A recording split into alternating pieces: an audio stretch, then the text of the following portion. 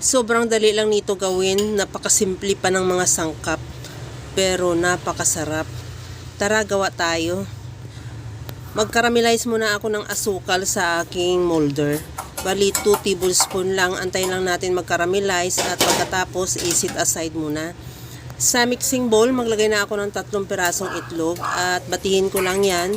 Huwag mo lang i-overbeat para hindi siya masyadong mabula.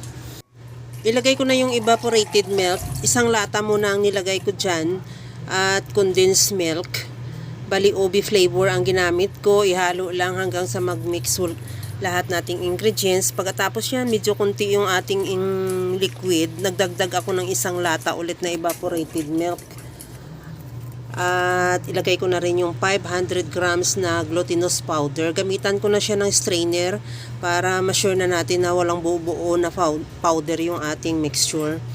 At ihalo lang din hanggang sa makuha na natin yung tamang consistency ng butter. Pero pagkatapos niyan, ilipat ko na rin yan sa isang mixing bowl at gamitan ko ulit ng strainer para ma-sure talaga natin na walang buo-buo sa mixture. Habang ginagawa ko yan, nagpainit na rin ako ng tubig sa steamer.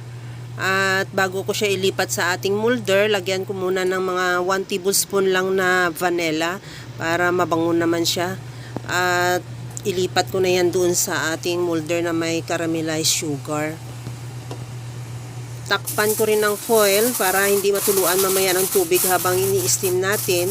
At ilagay ko na yan dun sa ating steamer at make sure lang na talagang kulong-kulo yung tubig. At takpan ko yan at lutuin ko ng 1 hour sa mahinang apoy lang. Depende naman yan sa laki ng gawa mo, kung manipis lang o malaki, depende yan ang oras. At para malaman natin luto na, gamitan ko yan ng toothpick. Pag wala nang dumikit, ibig sabihin luto na. At palamigin na natin, saka natin yan tanggalin at ilagay sa ating serving plate. Kagaya nito, in-upside down ko lang at hiwain ko na rin yan. Depende sa laki ng serving na gusto mo. Sa akin, bali 8 slice lang ang ginawa ko. Depende, pwede mo naman yan paliitan pa.